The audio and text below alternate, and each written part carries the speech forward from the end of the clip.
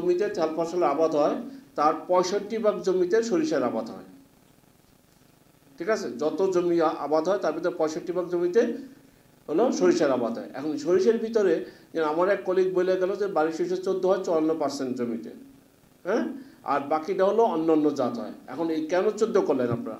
কারণ 14 করছেন এই কারণের জন্য যেহেতু এটা দিন কম লাগে, ফলন বেশি, রোগবালাই কম, এই কারণের জন্য। তো তারপর উনি আর একটা কথা বললো যে আমরা যদি এখন ধরি যে বাংলাদেশের মোট জনসংখ্যা 17.5 কোটি, এর চেয়ে কম তো হবে না, বেশি ছাড়া। হ্যাঁ, একজন মানুষের দৈনিক কতটুকু তেল লাগে এটা কি কেউ জানেন? একজন মানুষের দৈনিক 30 গ্রাম তেল খাওয়া দরকার, 30 গ্রাম। এখন এই হিসাব যদি আমরা করি তাহলে আমাদের এক বছরের তেল লাগে 19 লাখ মেট্রিক টনের উপরে। ঠিক আছে, কিন্তু না, একজনের না, সারা বাংলাদেশের একজনের প্রত্যেকদিন 30 গ্রাম করে। তো 365 দিনটা 30 দিয়ে গুণ দেন, তাহলে তো একজনেরটা কতটুকু কয় কেজি লাগবে সেটা বেড়ে যাবে।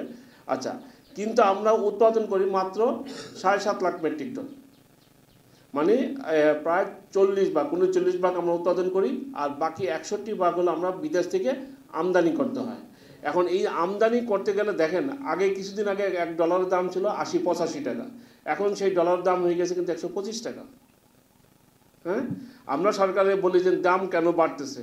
দাম সরকারের তো ক্ষমতা নেই আপনি কমানোর জন্য, কারণ 85 টাকার ডলার যদি 125 টাকা হয় তাহলে আপনি কত টাকা বাড়লো আপনি হিসাব করছেন? সেটা 40 টাকা বেড়ে গেছে।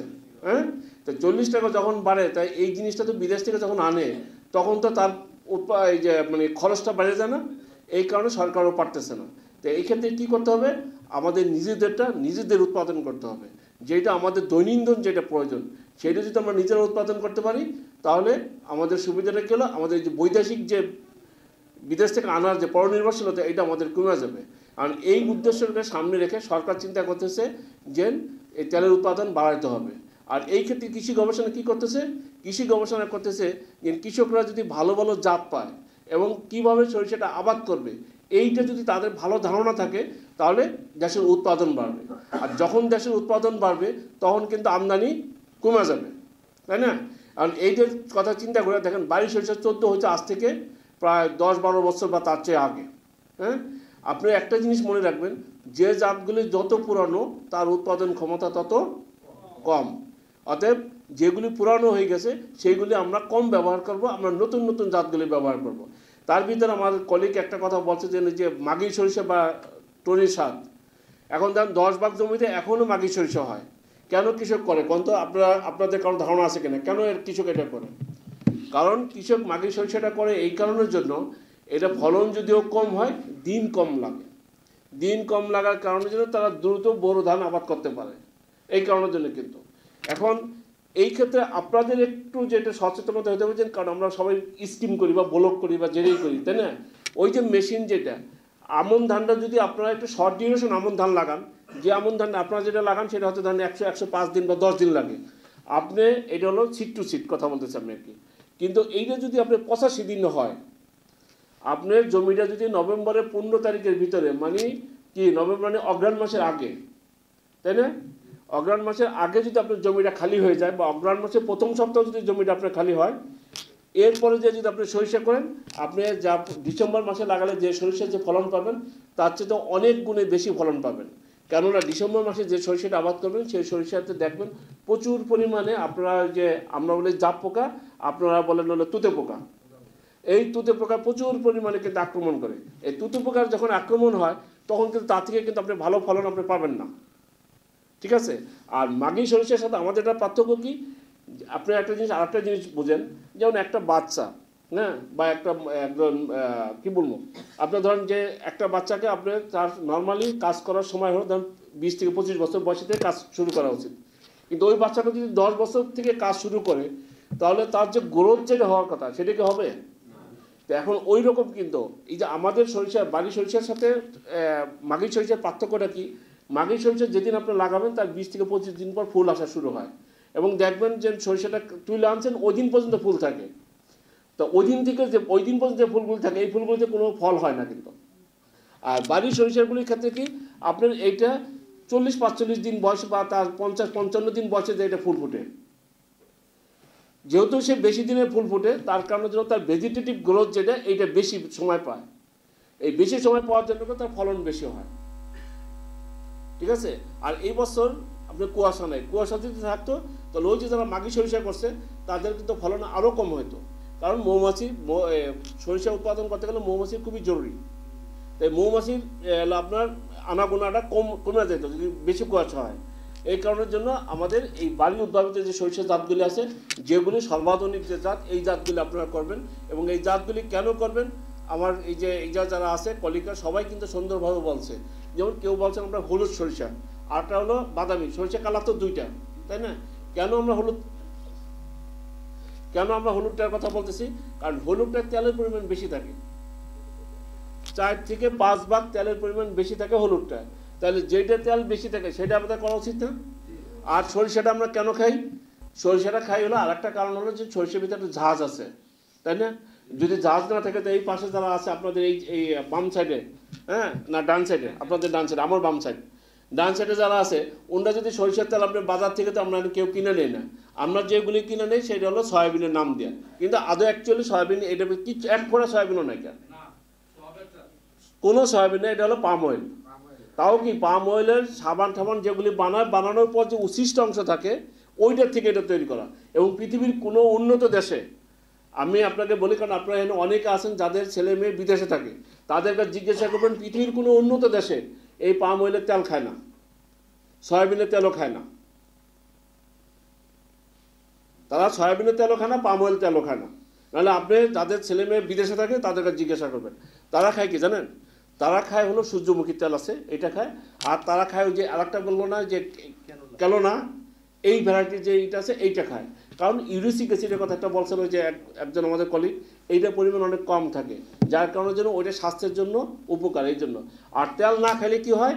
তেল না খেলে আমাদের শরীরের জন্য কতগুলি ভিটামিন দরকার হয়, এই ভিটামিন তেল ছাড়া কোনোদিনও শরীরে কাজে লাগবে না। এই জন্য আমাদের তেল খাইতে হবে, কিন্তু পরিমাণে যত কম খাওয়া যায়, 30 গ্রাম। এটা কার? একদম পথের ভিখারি থেকে শুরু করে সেই প্রেসিডেন্ট পর্যন্ত গড়। তা গড় তো আর আমাদের সবার ক্ষেত্রে একরকম হবে না। তা আমাদের যে কাজটা হলো কি, দুইটা জিনিস খেয়াল করে চলবেন। একটা হলো যে সমস্ত জমিতে আপনারা বোরো ধান করবেন সেই সমস্ত জমির জন্য করবেন হলো বালি সরিষা 14, 17, 20 না 20। তো এখন 14 আর 17 যেহেতু পুরানো জাত, ওইটা করবেন না। 20-এর যদি বীজ পান তাহলে এগুলি করবেন না, কারণ আমাদের উদ্দেশ্যটা কি? বেশি ফলন পাওয়া, বেশি তেল পাওয়া, তাই না? তা আমার যদি 1 খণ্ড জমি থেকে আমি যদি বেশি সরিষা পাই, বেশি যদি তেল পাই, তাহলে এটা আমার জন্য বেশি লাভজনক না? আমাকে সেটা করতে হবে। এটা হলো। আর যে সমস্ত জমিতে আপনারা বোরো ধান করবেন না, জমিটা বোরো ধান না করার কারণে পতিত পড়ে রয়েছে, তাই না?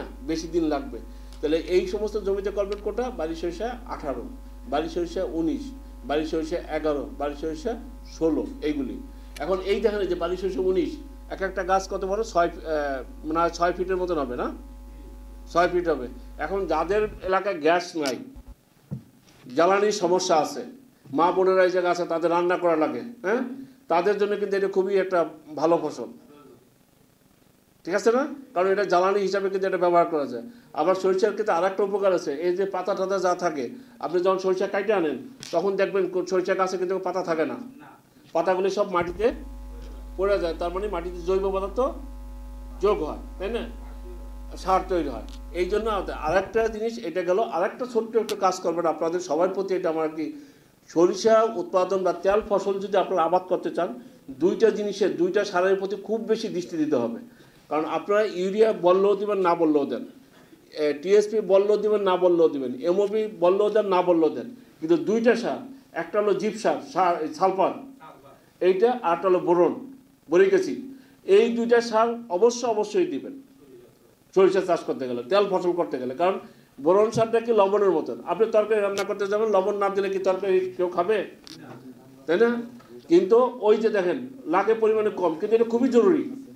আর ওই রকমভাবে এই বোরন সারটাও তেল জাতীয় ফসল উৎপাদন করতে গেলে এইটাও খুব জরুরি, এইটাও আপনাদেরকে ব্যবহার করতে হবে। প্রতি 1 বিঘা জমিতে মাত্র, আপনাদের কি বিঘা বলেন না কানি বলেন? কানি।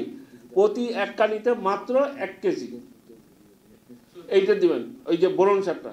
এইটা দিলে হয় কি, পলিনেশন ঠিক মতন হবে, বীজটা পুষ্ট হবে, সুন্দর হবে এবং তার ফলন বাড়বে। আর সরিষার ক্ষেত্রে আরেকটা কাজ আপনাদের করণীয় আছে, কারণ এটা তো হাইব্রিড না, এটা তো বীজ আমরা নিজেরা রাখি, তাই না? নিজেরা যেহেতু বীজ রাখি এবং এনে মা বোনেরা আছেন, আপনাদের যখন সরিষাটা কাইটে এনে দেয়, আপনার পর্যন্ত কিন্তু কাটা পর্যন্ত দায়িত্ব হলো এই পাশের, আর কাটার পরে দায়িত্ব কিন্তু ওই পাশের। এখন এই যে যখন কাইটে আনবে, কাইটে আনার সময় আপনাকে খেয়াল করতে হবে যে এই সরিষাটা একটু পাকছে কিনা। যদি পাইকে থাকে সকালবেলা কাটে এনে দেবেন। সকালবেলা কাটার পরে সরিষাগুলি কখনো স্তূপ করবেন না, মানে ওই যে আগে যেমন পালা দিত না, একটার পর একটা জাগ দেওয়া, এই জাগ দিবেন না। কারণ জাগ দিলে হলো কি, সরিষার কালারটা নষ্ট হয়ে যাবে, ঠিক আছে? জাগ দেবেন না। জাগ না দিয়া যদি আপনি দাঁড় করে রাখতে পারেন ভালো, আর নাহলে বিছাই দিলেন, হ্যাঁ, এটা গেল। আর যদি জাগ দেন, যদি জাগ দিতেই হয় কোনো কারণে, গোড়া ভিতরের দিকে, মাথা বাইরের দিকে। আগা বাইরে থাকবে, গোড়া ভিতরে থাকবে। জি জি, হ্যাঁ হ্যাঁ। এখন কিন্তু এইটা হলো কি বললাম, উল্টাটা, ধানের উল্টাটা। আপনার গোড়ার ভিতরে দানাগুলি বাইরে থাকবে। কেন বাইরে থাকবে? কারণ যদি আপনি দেখেন দানাগুলি যদি ভিতরে থাকে, তা সমস্ত দানাগুলি কালো হয়ে যাবে। এটা যে হলুদ সরিষা, এই হলুদ সরিষা কিন্তু আর থাকবে না, ঠিক আছে? হ্যাঁ, বাজার মূল্য কমে যাবে। এখন যার কারণের জন্য আমার ওইটা করতে হবে। আর একটা বড় একটা কাজ, যে কাজটা আমাদের খুবই জরুরি, সেটা হলো যে দেখেন, আমরা এই যে আজকে আসছি সবাই তেল ফসলের জন্য ট্রেনিং নিতে বা মাঠ দিবসে, তাই না? সবার উদ্দেশ্য কিন্তু একটা, হ্যাঁ, তেল ফসলের উপরে মাঠ দিবস। এখন যদি এই জায়গায় কেউ যদি এসে বলে যে স্যার আমার ফলের উপর বলেন, একজন বললে সবজির উপর বলেন, আরেকজন বললে অন্যটা, তাহলে কি হবে? তাহলে এই জায়গায় যারা আছে তারা কিন্তু ঠিক মতন কথাগুলি বলতে পারবে না। তা আমাদের যদি উদ্দেশ্য একটা তেল ফসল, তাহলে ওই রকমভাবে আমাদের কিন্তু তেল ফসলের উৎপাদন যদি বাড়াতে যায়, আমার আর একটা বড় জরুরি, সেটা হলো সুন্দর যে বীজটা, আমার এই বীজটা ঠিক আছে কিনা সেটা আমার দরকার না। কারণ যে কোনো ফসল উৎপাদন বাড়াতে গেলে বীজ হলো পূর্ব শর্ত। বীজ ভালো হলে ফলন ভালো হবে, তাই না? নাকি আমি ভুল বলছি? এখন এই বীজটা যে ভালো কি মন্দ, এটা কিন্তু আপনাকে শিখতে হবে আপনার নিজেরই। কারণ সরিষা হলে আমার কোনো হাইব্রিড জাত না। তাহলে আপনাকে এটা কী করতে হবে, জমির সবচেয়ে ভালো যে জায়গাটা আছে ওই জায়গা থেকে আপনি বীজ সংগ্রহ করবেন। কারণ বীজ তো আর অত বেশি লাগে না। জমির সবচেয়ে ভালো যে জায়গাটা আছে ওই জায়গা থেকে আপনি বীজ সংগ্রহ করবেন। বীজ সংগ্রহ করার আগে আপনি দেখবেন ওইটার ভিতরে অন্য কোনো জাতের কোনো সরিষা গাছ আছে কিনা, এটা কি দেখা দরকার আছে না নাই? কারণ যদি এটা আপনি না দেখেন, তাহলে ওই যে আমাদের যে বলাটা ঠিক না, ওই যে বিএডিসি আমাদের একটা জায়গা আছে না, বাংলাদেশ কৃষি উন্নয়ন কর্পোরেশন বলে, হ্যাঁ, ওদের সরিষা অনেক জায়গায় দেখা যায় হলুদ ফুল আছে, সাদা ফুলও আছে। কেন হয় এটা? কারণ ওরা যেটা রগিং করা যেটা দরকার ওইটা তারা ঠিক মতন করে না। যদি না করেন তাহলে আপনার কি হবে, আজকে ৫,০০০ দানার ভিতরে ১০টা দানা মিশছে, আগামী বছর দেখবেন ওই ৫,০০০ দানার ভিতরে 10টা জায়গা হবে কতটি? ১,০০০ হয়ে যাবে। তার মানে কি, তাহলে কি হলো, আপনার কোনো জাত থাকলো, জাতটা নষ্ট হয়ে গেল। তো এইটা যাতে নষ্ট না হয় সেই কারণের জন্য আমাদেরকে এই রগিং একটা কথা আছে, এটা করতে হবে ঠিক মতন। আর এটার পরে আরেকটা যে জিনিসটা হলো যে যদি আপনি বীজ রাখেন, এবং বীজগুলো আমরা জমিতে সরজমিনে দেখাবো, যদি দেখেন যে এই যে পটের গায়ে কোনো কালো দাগ থাকে অথবা পাতায় কোনো দাগ থাকে, এই দাগটা যদি থাকে তাহলে আপনি বুঝবেন যে আপনার জমিতে রোগ হয়েছে। অথবা সাদা সাদা যে তুলার মতন যদি থাকে তাহলে আপনি বুঝবেন যে আপনার জমিতে রোগ হয়েছে। তাই রোগ হলে একটাই মাত্র ওষুধ আছে, অন্য এত ওষুধের কোনো চিন্তা করার দরকার নেই, কিচ্ছু না। রুব্রাল নামে একটা ওষুধ আছে, রুব্রাল, ঠিক আছে? এই ওষুধটা প্রতি 1 গ্রাম না 2 গ্রাম, 2.5 গ্রাম না, 2 থেকে 2.5 গ্রাম 1 লিটার পানির সাথে মিশিয়ে স্প্রে করে দেবেন। যারা বীজ রাখবেন তাদের জন্য এটা খুবই জরুরি। আর যদি আপনি বীজ না রাখেন, আপনি ভালো পয়সা আয় করতে চান, কারণ আমরা কৃষিকাজ করি কী জন্য করবো বলেন? আমাদের হলো যাতে ওই যে খোরপোশ কৃষি যেটা ছিল আগে বাপদাদার আমলে, যে আমার বাবা করতে কি বলছেন, উনি কিন্তু কৃষিকাজ করতো। তা মাঝে মধ্যে আমার নিয়ে যেত, চলো যাই, জমি তো চিনি না, জমিটা চিনে রাখো, তো একটু যাইতাম। আবার অনেক সময় যে মানে কৃষকরা থাকানো যে নাস্তা খাওয়াতে হয় না, তো ওই নাস্তা টাস্তা নিয়ে যেতাম। যাওয়ার পর মাঝে মধ্যে বলতাম আব্বারে, আব্বা এই আশেপাশের লোকজনের যে জমিতে অনেক সুন্দর সুন্দর ফসল হয়েছে, তা আমার জমিতে তো এত ভালো হয় না। তা এটা বললে বলতো কি যে আল্লাহ যা দেয় এই দিয়েই চলবো। তার মানে কি আমার বাবা সার ঠার যেগুলি দেওয়া দরকার এগুলি কম দিত। সে অত বেশি সব এইসবগুলি করতে লাগে যে আমাকে যা জমি জমা আছে এর থেকে যাওয়া তাতেই চলবে আমাদের, কথাটা বলছেন। কিন্তু এখন কিন্তু ওই দিনটা নাই।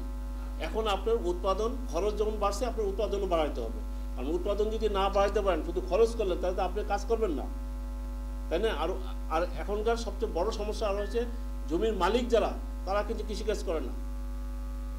অধিকাংশই হলো আপনার বর্গা চাষি বা বন্ধকি নিয়ে। তা বন্ধকি নিয়ে যখন আপনি জমিটা করবেন, আপনার তার থেকে ফলন যদি আপনি না পান, তাহলে তো আপনার বন্ধকিতে আপনার লাভ নাই কেন। এবং আরেকটা জিনিস আপনারা খেয়াল করে চলবেন, বাজার সবসময়ের জন্য বাজার ব্যবস্থাপনা কি, বাজারে আপনার ফসলটার দাম কীরকম, কোন সময় লাগালে আপনার ফসলটা কতটুকু ভালো হবে, এই জিনিসগুলি কিন্তু আপনাদেরকে খেয়াল করতে হবে। নাহলে কিন্তু আপনি কোনোদিন লাভবান হতে পারবেন না। নাহলে আপনারা একটু চিন্তা করেন, এই যে এখন টমেটো কয় টাকা, ফুলকপি কত টাকা, আবার 10 দিন পরে দেখবেন এই ফুলকপি কত টাকা হয়, টমেটো কত টাকা হয়। এইটাকে আপনাকে বাজার ব্যবস্থাপনার সাথে আপনার কিন্তু একটা সুন্দর একটা থাকতে হবে, যোগাযোগ থাকতে হবে আপনার, নাহলে আপনি এই করতে পারবেন না। আর বীজ যেটা, যে কোনো ফসলের বীজই হোক, আপনি যখন সংরক্ষণ করবেন সেটা সুন্দরভাবে শুকিয়ে রাখতে হবে। কারণ বীজ যদি ভালো মতো না শুকিয়ে রাখেন, তাহলে সেই বীজের ভিতর পোকা ধরবেই, কথাটা বলছেন, সেই বীজের ভিতর পোকা ধরবেই। যার কারণের জন্য আমরা যে পাত্রটায় বীজটা রাখবো, সবাই আমাদের জানি, ওই যে পলিথিন অথবা ড্রাম, প্লাস্টিকের ড্রাম, অথবা যদি সবজির বীজ হয় তাহলে বোতলের ভিতরে, যে সমস্ত জিনিসের ভিতরে বাতাস বাইরে থেকে যাবে না, ভিতর থেকেও বাতাস বেরোতে পারবে না, এইরকম জিনিসের ভিতর আমাদের বীজগুলি সুন্দরভাবে শুকিয়ে রাখতে হবে। আর শুকানোর নিয়মটা হলো যে কোনো বীজই সারাদিন একটানা সকালে দিয়ে গেছি আর সন্ধ্যার সময় যেয়ে উঠাবো, বীজের ক্ষেত্রে কিন্তু এটা করলে চলবে না। বীজের ক্ষেত্রে কখনোই এটা করবে না। বীজের ক্ষেত্রে আপনি সুন্দরভাবে, যে মা বোনেরা যারা আছেন, যখন মাড়াই ঝাড়াই করলেন, করার পর সুন্দরভাবে যখন শুকাবেন, শুকানোর সময় একটা কিছু যে আপনার